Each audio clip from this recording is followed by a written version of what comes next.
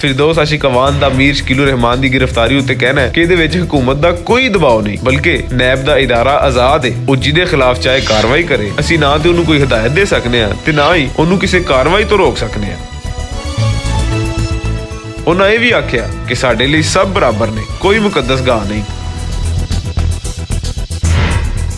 फिरदौस होरां ਦੀਆਂ ਸਾਰੀਆਂ ਗੱਲਾਂ ਆਪਣੀ ਥਾਵੇਂ ਦਰੁਸਤ ਨੇ, ਪਰ ਇਹ ਨੈਬ ਦਾ ਇਦਾਰਾ ਕਿਹੋ ਜਿਹਾ ਇਨਸਾਫ ਕਰਨ ਦਾ ਆਦੀ ਹੈ ਕਿ ਜਿਹੜਾ ਹਕੂਮਤ ਉੱਤੇ ਜ਼ਰਾ ਤੱਤਾ ਹੁੰਦਾ ਉਹਨੂੰ ਫੜ ਕੇ ਅੰਦਰ ਕਰ ਦਿੰਦੇ ਨੇ। ਨੈਬ ਨੂੰ ਕਰਪਸ਼ਨ ਦੇ ਕੁਤਬ ਮਿਨਾਰੇ ਖੜੇ ਕਰਨ ਵਾਲੇ ਨਜ਼ਰ ਕਿਉਂ ਨਹੀਂ ਆਉਂਦੇ, ਜਿਹੜੇ ਕਦੀ ਖੰਡ ਮਹਿੰਗੀ ਕਰ ਦਿੰਦੇ ਨੇ ਤੇ ਕਦੀ ਆਟੇ ਦੀਆਂ ਕੀਮਤਾਂ ਨੂੰ ਅੱਗ ਲਾ ਦਿੰਦੇ ਨੇ। ਨੈਬ ਦਾ ਇਦਾਰਾ ਜੇ ਬਿਲਾ ਇਮਤਿਆਜ਼ ਕਾਰਵਾਈ ਕਰੇਗਾ ਤੇ ਤਾਂ ਹੀ ਇੱਜ਼ਤ ਰਵੇਗੀ, ਨਹੀਂ ਤੇ ਫਿਰ ਗੱਲਾਂ ਵੀ ਹੋਣਗੀਆਂ ਤੇ ਰੋਲੇ ਵੀ ਪੈਣਗੇ।